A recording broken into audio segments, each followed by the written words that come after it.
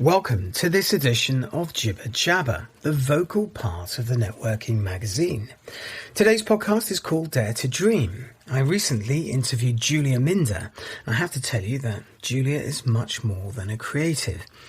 A notable photographer, model, actor and influencer, there's a fusion of skills that define her. Julia's story takes place in Ukraine and would later see her earning a master's degree in banking and finance in Poland. You don't necessarily need an educational background in this world, and we only have to look at some of our industry leaders to endorse that. But on a personal level, having something in the background to fall back on is a little bit of insurance against an uncertain future.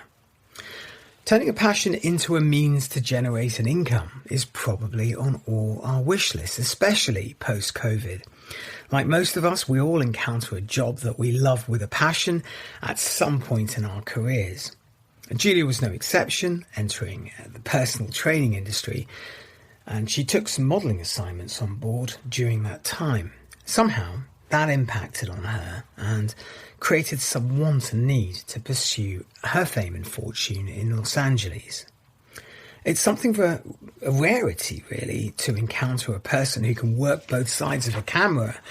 As a model, Julia explained that there was an understanding of how to use light, shade, filters, and obtaining maximum results from a capture.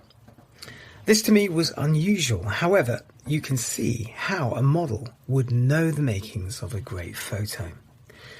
If you're new to the modelling industry, pay particular attention to Julia's quote. It may change your opinion about the sector. Don't compare yourself to anyone else and know your worth. I think we all need to be reminded of that at some point. For me, Julia represents everything an influencer should be. Achieving the status of featuring on the cover of Maxim in such a competitive industry is challenging. Julia Mindar's editorial is available now on our website and on Issuu.